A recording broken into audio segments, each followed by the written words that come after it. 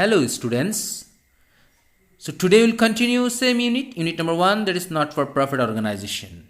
Students, I want to remind you that in my previous video already I have completed the 3 types of practicals, that is how to prepare receipt and payment account, number 2 how to prepare income and expenditure account, and number 3 how to calculate the amount of subscription.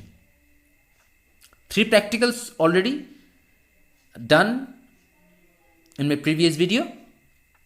So today one more topic will do, and this will be the last topic from this unit.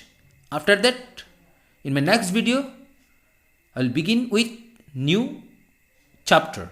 Okay, so what is the topic for today?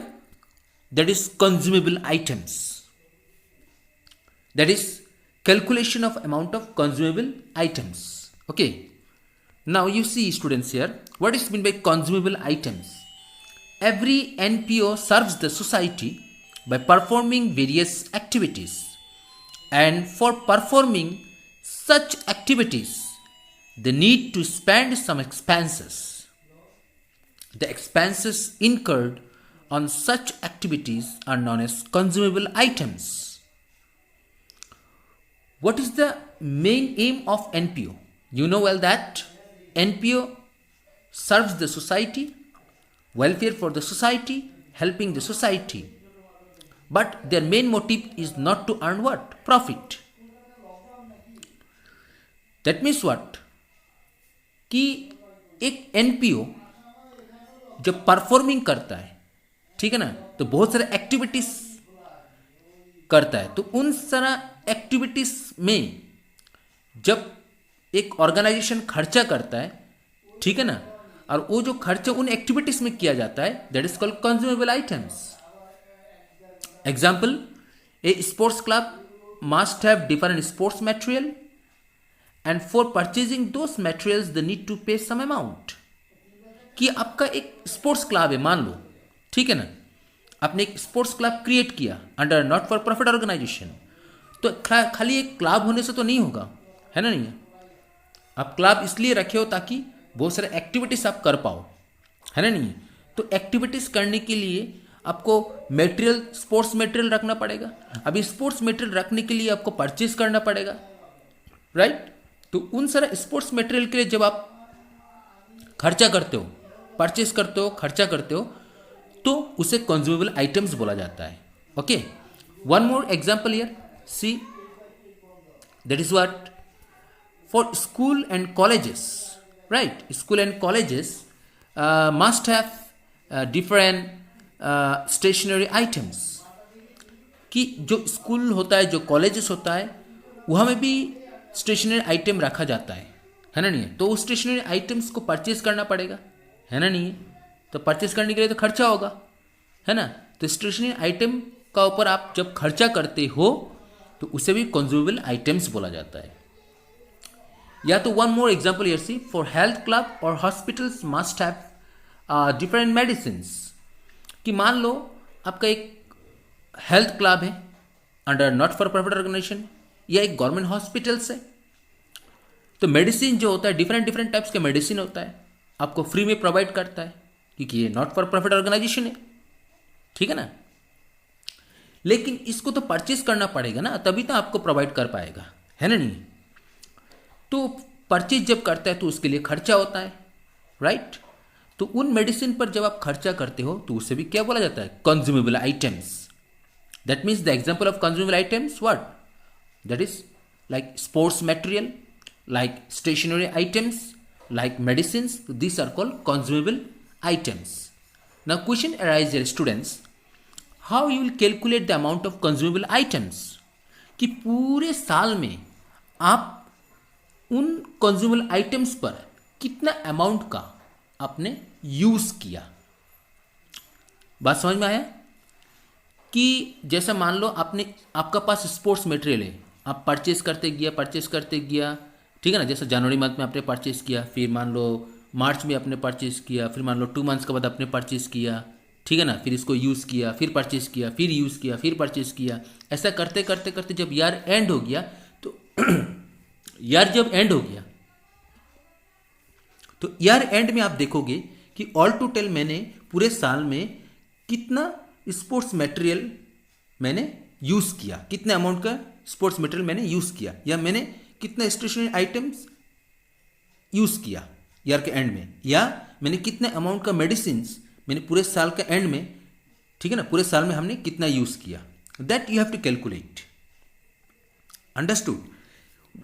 I want to give you one example, simple example. Suppose you have 5 pen. आपका पास कितना pen है students?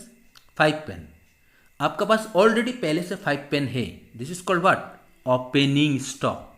This is called what? Opening stock. ठीक है, फिर आपने क्या किया? 5 पेन तो आपका पास है ही है, आपने और सपोज 10 पेन और परचेज किया। ठीक है, आपने कितना पेन परचेज किया? 10 पेन आपने परचेज किया। तो now how many pens you have? Sir it is very easy, 15 pens I have. Right, इसका मतलब है आपने ओपनिंग स्टॉक और परचेज को क्या किया? प्लस किया।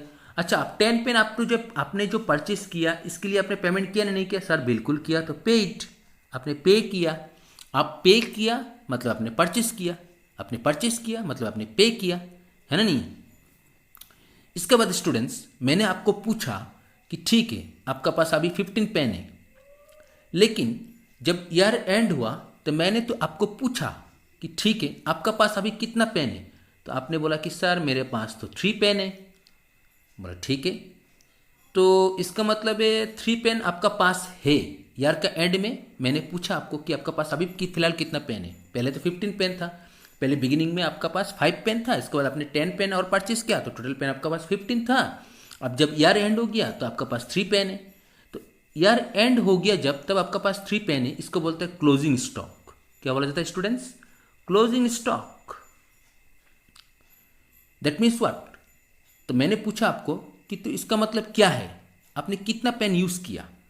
तो easily you can say that sir 12 pen, right? 12 pen आपने यूज किया, इसको बोलते हैं कंज्यूम। कंज्यूम, ठीक है, आपने 12 पेन यूज किया। तो एक क्लोजिंग स्टॉक को मैंने माइनस किया, तभी ना पता चला कि आपने कितना पेन यूज किया, है ना? नहीं? तो in this way you have to calculate what? The amount of consumable items. Understood? Now let's see one practical questions. Okay, let's try to understand. See the question here. What is the given? See, calculate the amount of medicines consumed to be shown in the income and expenditure account for the year ended 31st December 2018. That means what? Our, that is accounting year here ended 31st December 2018. That means beginning will be, that is 1st January 2018. That means here 12 months completed. Right, this is our what? Current year. ये हमारा current year का है, ठीक है ना? तो इस पूरे साल में मैंने कितना मेडिसिन का, कितना अमाउंट का मेडिसिन मैंने यूज किया, हमको ये कैलकुलेट करना है ईयर के एंड में, ठीक है? अच्छा, तो ये मेडिसिन आपको परचेज करना पड़ा, परचेज करने के लिए आपने खर्चा किया, है ना? नहीं? That means this are the expenses, right? और ये एक्सपेंसेस आपको कहाँ शो करना है students? Income and expenditure account में, ठीक है? Income and expenditure account already you have learn income and expenditure account, right? अब जब income and expenditure account prepare करते हो तो there are 2 side, one is debit left side and right side is credit.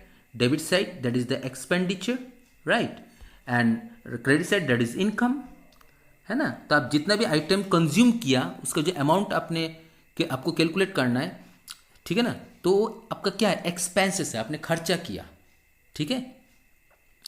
तो खर्चा आपको कहाँ दिखाना है? Income and expenditure debit side में दिखाना है, ठीक है? तो मटेरियल कंज्यूम या कंज्यूमेबल आइटम्स, ठीक है ना, वो कौन सा साइड में शो करना है? इनकम एंड एक्सपेंडिचर साइड में शो करना है, डेबिट साइड। ओके, तो यही है question.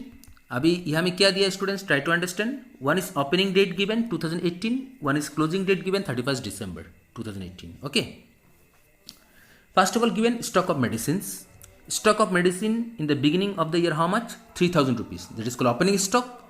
and at the end of the year 500 rupees stock of medicines, that is called closing stock of medicines, right? तो मैंने क्या बोला आपको, ओपनिंग स्टॉक ऑफ मेडिसिन्स, ठीक है, ओपनिंग स्टॉक ऑफ मेडिसिन्स और क्लोजिंग स्टॉक को क्या कर देना है, माइनस कर देना है, right? Then you see here one more point that is given, creditors for medicines. Creditors means what here, students? The person from whom you purchase the goods on credit or the items you purchase on credit, right? The supplier is known as what? Creditors. आपके लिए कौन है? Creditors है. जिन supplier से अपने medicine या कोई भी आइटम्स आपने जब परचेज किया क्रेडिट में, तो आप उस सप्लायर को क्या बोलोगे? क्रेडिटर्स बोलोगे, राइट? इसका मतलब है ये ड्यू है, क्रेडिटर्स फॉर मेडिसिन, तो क्रेडिटर को मेडिसिन का अमाउंट आपने पे नहीं किया, ड्यू है, ठीक है, आउटस्टैंडिंग है, अनपेड है, ओके? तो स्टूडेंट्स, तो यहां में देखो 2000 रुपीज का जो मेडिसिन का जो अमाउंट है क्रेडिटर्स को पे करना है।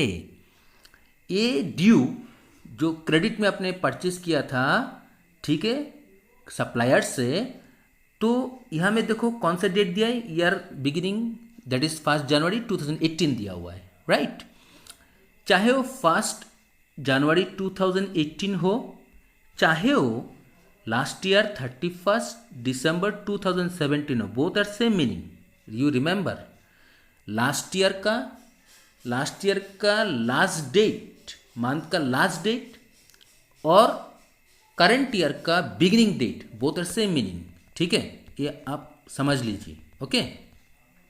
इसका मतलब है ये जो मेडिसिन आपने लास्ट ईयर में सप्लायर से परचेज किया था क्रेडिट में, वो यार लास्ट ईयर के एंड में आपने इतना 2000 अमाउंट पे नहीं किया था, ठीक है? तो पे तो आप करेंगे, तो ये तो एक्सपेंसेस है ना, लेकिन ये expenses related to what, last year. और जो भी एक्सपेंसेस या इनकम लास्ट ईयर से रिलेटेड हो या नेक्स्ट ईयर से रिलेटेड हो, उसको क्या कर देना है, minus. Same as subscription, already you have learn how to prepare, how to calculate the amount of subscription. Any expenses और income if it is related to the last year or for the next year, that should be subtracted in the current year, okay? And those expenses and income, if it is related to the current year, that should be what, added, आपको plus करना है, ठीक है? Already you have learned when you have calculated the amount of subscription. तो ये जो 2000 rupees है, ये ओपनिंग डेट है, तो ओपनिंग डेट का कुछ भी अमाउंट अगर हो, ठीक है ना, क्रेडिटर्स जो भी खर्चा ओपनिंग डेट में दिया हो या लास्ट ईयर के एंड में दिया हो, उसको आपको क्या कर देना है, माइनस कर देना है, 2000 रुपीज माइनस कर देना है। और ये 1300 जो रुपीज है, ये करंट ईयर का एंड में है, ठीक है ना, जो क्रेडिटर्स को आपने पे नहीं किया, वो ड्यू है, तो ये भी खर्चा है, एक्सपेंसेस है ना? नहीं, अभी आपने पे नहीं किया, लेकिन बाद में तो आप पे करोगे ना, ये एक्सपेंसेस है। तो एक्सपेंसेस कौन सा ईयर से रिलेटेड है, करंट ईयर से रिलेटेड है, तो जो करंट ईयर से रिलेटेड है उसको आप क्या कर दोगे स्टूडेंट्स, प्लस कर दोगे, बस, very simple and very easy, understood? Now one more point here given students, that is amount paid for medicines during the year 2018, 10,800 rupees. That means in the current year, that is during the year, you have paid the amount for medicines, that is 10,800 rupees. That means what? Why you paid? Because you have purchased, that's why you have paid, right? इसका मतलब है आपने इन medicine को purchase किया था, तभी तो आपने पे किया है ना। तो इसका मतलब आपने 10,800 रुपीज का मेडिसिन परचेज किया, ठीक है। तो ऑल टोटल इस क्वेश्चन में ओपनिंग स्टॉक ऑफ मेडिसिन है, क्लोजिंग स्टॉक ऑफ मेडिसिन है, राइट। और ओपनिंग डेट का क्रेडिटर्स फॉर मेडिसिन से ड्यू है, और ईयर का एंड में, करंट ईयर के एंड में क्रेडिटर्स फॉर मेडिसिन 1300 रुपीज़ है, और आपने मेडिसिन जो परचेज किया वो 10,800 रुपीज़ का। तो now you have to calculate that amount of medicines consumed during the year or at the end of the year. Okay, so let's see solution. Calculation of amount of medicine consume, क्योंकि question में क्या पूछा है students, amount निकालो किसका, medicine का। क्यों? क्योंकि वो मेडिसिन आपने जो कंज्यूम किया, जो यूज़ किया, ठीक है ना, पूरे साल में वो कितना अमाउंट का यूज़ किया आपने, ये आपको कैलकुलेट करना है। तो हेडिंग में लिखना है the calculation of amount of medicine consume. For this you have to draw the format, you have to prepare 2 columns, one for particulars and another one for amount. Understood? First of all, you have to check from the question, is there any opening stock of consumable items? Yes. Stock of medicines, opening stock this much, 3,000 rupees. That you have to write here. Opening stock of medicine, 3,000 rupees. After that, you have to check whether is there any purchase during the year. Yes, amount paid for medicines during the year 2018, 10,800 rupees. आपने 10,800 rupees का medicine आपने purchase किया, तभी तो आपने पे किया, right? तो इसको आपको क्या करना है, प्लस करना है। Medicine purchase during the year 10,800 rupees. आपको याद होगा मैंने थोड़ा आगे में आपका एक एग्जांपल दिया कि आपका पास 5 पेन पहले से था, वो ओपनिंग स्टॉक आपने और 10 पेन परचेज किया जिसके लिए आपने पेमेंट किया है ना, नहीं, उसका आपको प्लस करना है। तो वही तो है अमाउंट पेड फॉर मेडिसिन, इसका मतलब आपने परचेज किया था 10,800 रुपीज़ का, इसको आपको क्या कर देना है, प्लस कर देना है। फिर मैंने बोला था कि कोई अगर क्लोजिंग स्टॉक हो तो उसको आपको क्या कर देना है, माइनस कर देना है। तो closing stock 500 rupees, stock of medicine, इसको आपको क्या कर देना है, माइनस कर देना है 500 rupees, right. Next you have to check what, next you have to check creditors for medicine. तो ईयर का बिगिनिंग में क्रेडिटर्स फॉर मेडिसिन ड्यू कितना है, 2,000 rupees. This expenses is related to the last year, so this should be subtracted, है ना नहीं students. तो creditors for medicines in the beginning 2,000 rupees will be subtract, and then this 1,300 rupees that is at the end of the current year, that is creditors for medicines। तो current year के end में अगर कोई भी due है, कोई भी outstanding है, कोई भी अनपेड है, कोई भी एरियर है, तो इसको आपको क्या करना है स्टूडेंट्स, प्लस करना है। सिंपल फंडा याद रखो, जो भी खर्चा, जो भी इनकम लास्ट ईयर का है या नेक्स्ट ईयर का है, उसको बस सब्ट्रैक्ट कर दो, फिनिश। और जो भी खर्चा, जो भी इनकम करंट ईयर का है, उसको आपको क्या करना है, प्लस करना है। बस इतना याद रखो, very simple and very easy, चाहे वो सब्सक्रिप्शन का हो, चाहे वो कंज्यूमेबल आइटम्स का हो। अंडरस्टूड? तो इस तरह आपको ऐड करना है creditors for medicine at the end. How much? 1,300 rupees, right? So then you will get the value of medicine consumed during the year, that is how much? 12,600 rupees. Understood? So in this way you have to calculate that is the amount of consumable items, चाहे वो stationery का item हो, चाहे वो sports material का items हो, चाहे वो मेडिसिन्स का आइटम हो, ठीक है ना। अगर आपको ये 3 में से कोई भी आइटम का कितना कंज्यूम हुआ ड्यूरिंग द ईयर में, उसका अमाउंट कैलकुलेट करना है, तो in this way you have to calculate, that's all. It is very simple and very easy. Understood? So I hope everybody you understand. Okay, तो okay then, thank you for today. Okay, and see students,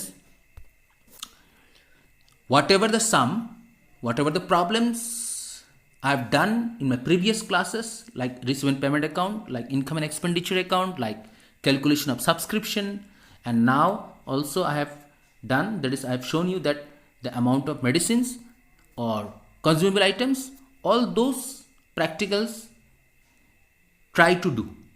Some more sums you try to do from your textbook. Okay then, thank you for today.